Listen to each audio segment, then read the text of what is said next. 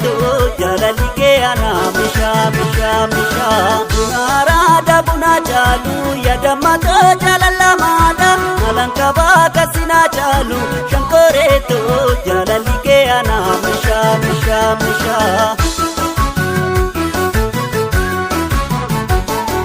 Bosonu keeresi bosona kabate durubbee miila kalloo duratti daa'ima mana guddatte bakasi eegentaloo yaasiin birroo diimatee asheeni argu maaloo miinyaatini amma nufeesi argutti obsan qabu gadee dhufaa halkanii asooline kasha asooline jaalalli misha asooline kasha asooline jaalalli misha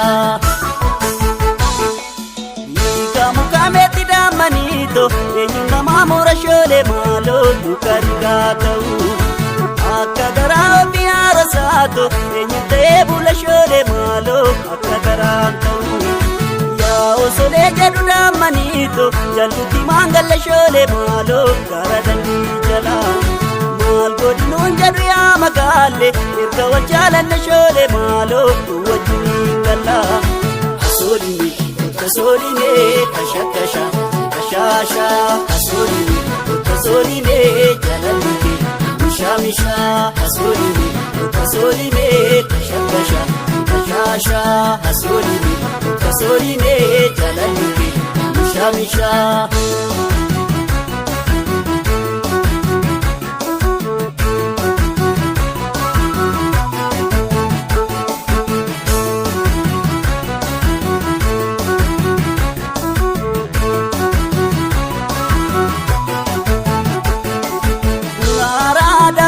Caalu yaadamata jaalallamaadha.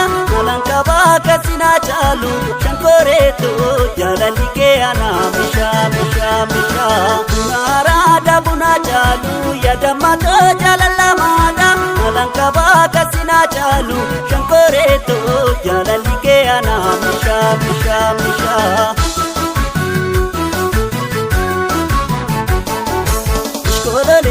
Ishkolole yaamumu abbaa guddataa dhufee machoofne kanaan karaarrabu karaatu naan taphataa gayyaroo beeyroo baay'een buqqisa baddaa salaalee jalaa barbaacha kee tashulee labee saffisa magaala shuuleen talaa asooline kasha asooline jaalalli misha asooline kasha asooline jaalalli misha Mukametti damanito eenyummaa murashoolee maaloo dukarigaa ta'u akka garaa ofii haarasaato eenyu ta'ee bulashoolee maaloo akka garaa ta'u yaa osolee jedhu damanito jallutti maangallashoolee maaloo gara dandii jalaa maal godhinuun jedhu yaa magaalee erga wajjaalannashoolee maaloo wajjiniin gallaa asooline kasha asooline jaalalli misha asooline